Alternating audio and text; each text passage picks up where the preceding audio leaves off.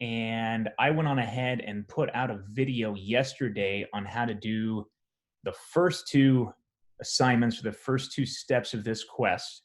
That's located. Oh, hold on. I gotta do a different screen share here. New share, desktop. Okay. Um, so that is located right here on Science Class May 6th. So I went through, like, it was a 34-minute video. I went through the first two steps of the quest, getting learned up and getting learned up to 11.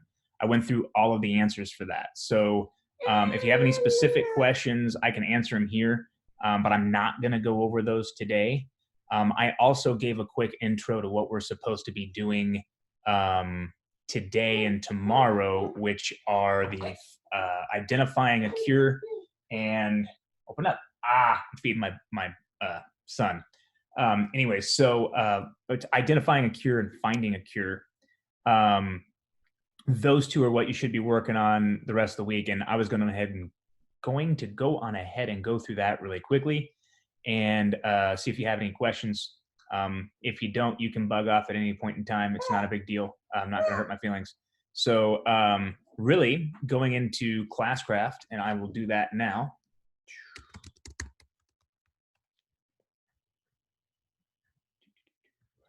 And I got to move my video screen here. Okay, wrong thing. Wrong thing. Login. There we go. Open up. Tasty. Corn and sweet taters. And Tamriel Genesis 1. Okay, so like I just said yesterday, I went through curing explosive fever. The first two steps, getting learned up and getting learned up to 11. Now we're on identifying potential cures and finding a cure, and then actually analysis. So all three of these are basically based off the same Google Slides presentation. The first one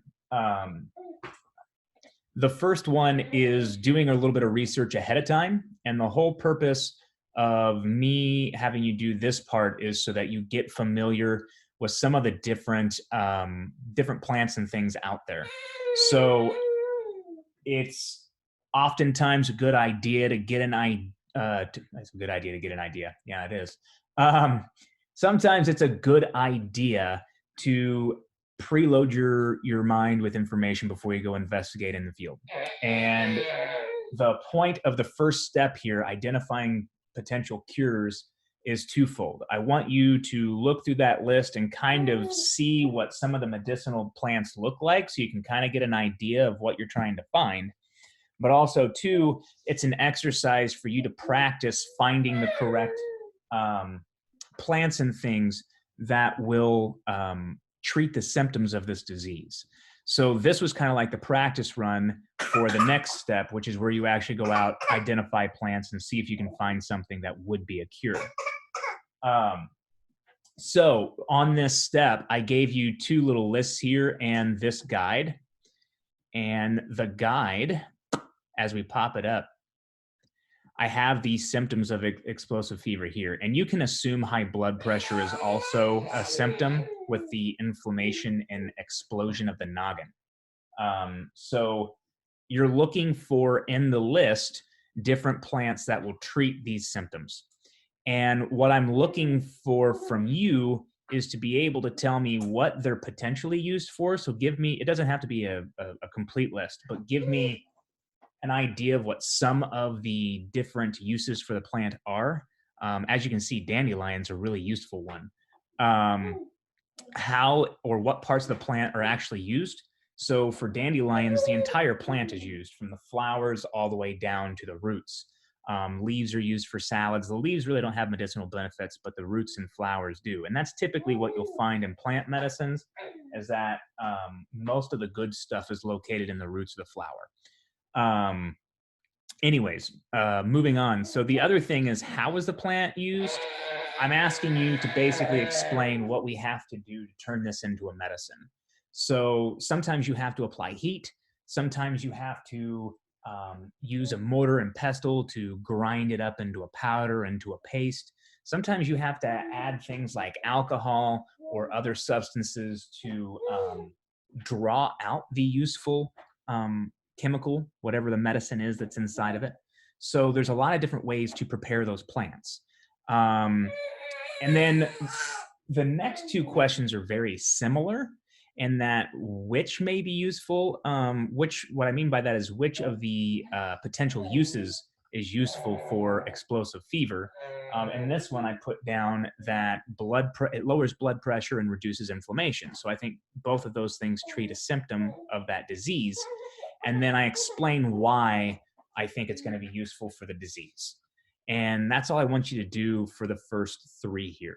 And again, I identified this as potential cure versus cure found, because this is when you go to the next step, this is what you're actually finding outside. And that's why I put found there instead of potential, because you haven't found these yet. You just saw them in a book or you saw them on a list, and you don't know if they're in your environment or not. If you watch the entire documentary on the herbal medicines, one of the things you would have learned and probably did hear about is that some plants are only available during certain seasons. So if you want the flower off of celandine, well, celandine has to be actually putting a flower off during that time for it to be useful. Otherwise, you missed your season, and maybe that isn't going to be a cure when you need it. You know, people are dying right now. It doesn't help if the flower is going to produce, or the plant's going to produce a flower in 3 months. Well, that doesn't help us. So again, I'm kind of giving you some understanding of why I arranged the assignment the way I did. So anyways, that's what you're doing here. And you can literally just take a photo straight off the internet of that plant and stick it in there. And I am okay with copying and pasting here for the first four, but obviously these two questions down here need to be in your own words, because this is you explaining why you think it's going to be useful. So that is identifying potential cures. And again, you're using these little lists here. I know it's Wikipedia, but Wikipedia actually did a really good job at least just putting together a list of plants. And then you can just click on the links to figure out how they're used in terms of like how they're prepared. So, and the same thing goes for this little list here. It's a smaller list from a random website, but this is just really, again, like, you know, sumac. This particular sumac is either smooth sumac or what is the other one? Stinkhorn sumac. And in order for me to figure out how these are prepared, I'd have to actually type in, you know, how is sumac prepared for sore throats or something like that. And you'll find that information in Google. So you do have to do a little bit of Googling. But I mean, you'll have the name of the thing and you'll know what you're looking for. So it should be fairly straightforward. When you move on to finding a cure, the important thing to mention in here is that obviously, number one, don't try and eat any of these things. Dandelions you can eat, like straight up. Dandelions and wild violets won't hurt you. And I know you know what a dandelion looks like. So so long as your dad hasn't sprayed your lawn with anything, you can go out there and eat the dandelions right now. My daughter goes out and picks dandelion flowers all the time and eats them. So that's like the one thing I will tell you is okay. Everything else, please don't ingest in any way, shape, or form. Keep it out of your mouth and out of your body. I gave an example yesterday of using antimicrobials like garlic. So garlic works as an antimicrobial like an antibiotic does. So if you were to, you know, get a skin infection, you can actually use garlic paste to treat that skin infection. Well, I went on ahead and made my own out of a clove of garlic. I mashed it up into a poultice. I put it on a bandage and stuck it on my knee that was infected. And I actually did more damage. I killed the infection. The infection went away, but I also killed the skin wherever the garlic touched because I made it too strong and I left it on too long. So these things can be dangerous, is the point, if you don't know how to use them. So I know you know that, but a lot of people don't. So that's number one. The other thing to mention about this step, when you're going outside and actually trying to identify things and then come back and research to see if they're useful, I'm not expecting you on this step while you're out in your neighborhood or wherever you're at to start filling it out. Just take pictures. If you can identify them on the spot, great. But take pictures of the plants. If you have to describe them a little bit to remind yourself what it was you saw, great. I would take multiple pictures from different angles. That helps your identification.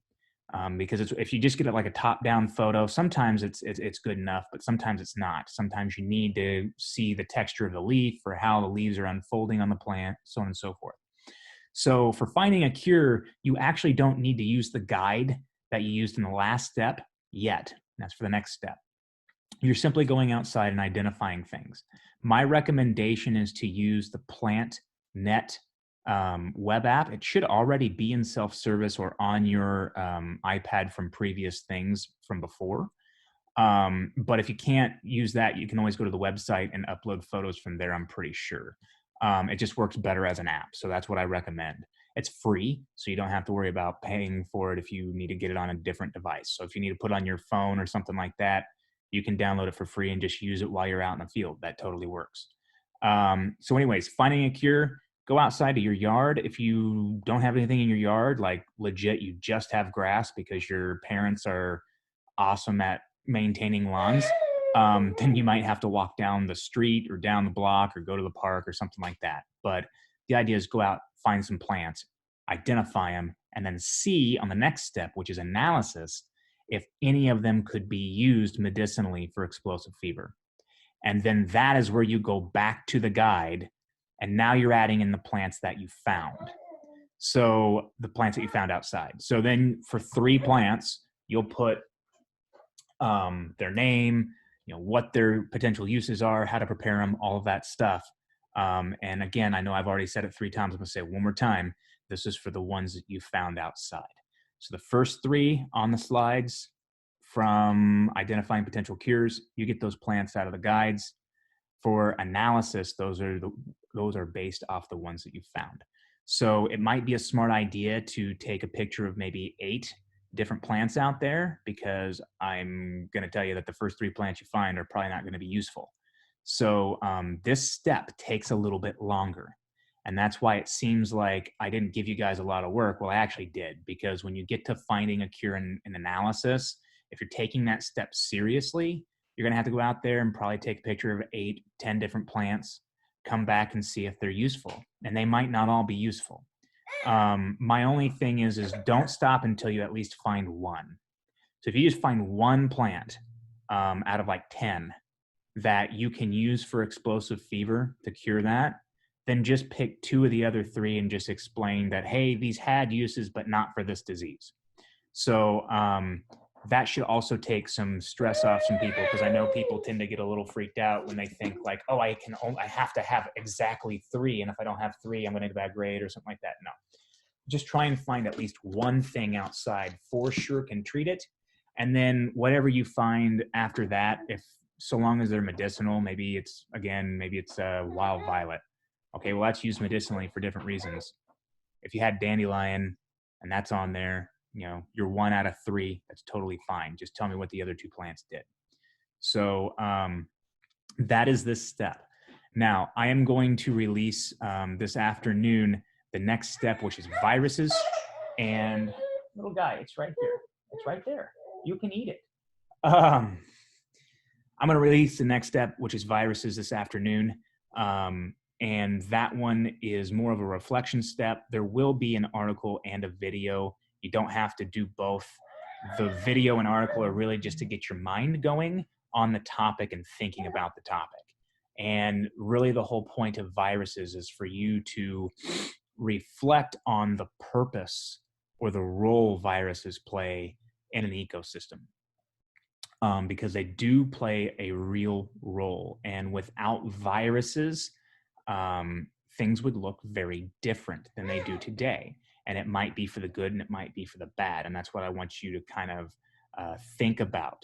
So viruses is basically you've cured explosive fever once you get there. You found the cure and everything else. And now you're sitting back and reflecting on your adventure and what it all means. That's kind of how it fits in the overall story. So there's that right there. That will be dropping here soon. And then I will have one other step for this quest, and that will be it. And I will release that last step probably Friday or Monday. Other thing I want to mention before I open it up to any questions you may have, I did get an email from Mr. Helm yesterday in regards to when you can go and pick up your things from the school. And that email, I will pull it up here. Drop that out of the way. That day will be Monday, May 18th through May 20th. So if you need to go back to school to pick up your things, your FA teacher will be bagging them up next week. And then the following week, you can come by and pick it up. And basically the idea behind that is that your things will at the minimum have 3 days to sit after they had last been touched by somebody. So, it goes down to like quarantine. So we're giving teachers a week basically to get things together for their students. And really, I have to go up on the 14th. That is my day to go up. And then it gives us time to let the products or your stuff rest, let that virus die if it was on there. So then when you come pick it up, everything should be fine. So, anyways, that is only if you left stuff at the school. So that is the last little announcement I have. Do you have any questions for me? Today was more of a quick breakdown and then really an AMA for those people who needed it.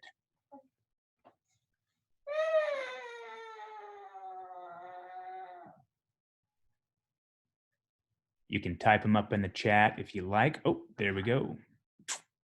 Okay. Well, perfect. I hope everybody's doing all right. Based on the feedback that I got from everybody, I'm giving you about the right amount of work, maybe a little too much. So just remember, don't get stressed out and don't feel like you have to get everything done right away. You may only have one more quest after this, and that will be it. We're already, because I'm spacing these out a little bit further than I intended to, we're already pretty much up to the end of the year. So have fun today. It's going to start raining here soon if it isn't already where you're at. So if you need to get out there real quick and finish up this step, go on ahead and do it. Have a wonderful Thursday and the rest of your week. Bye, everybody.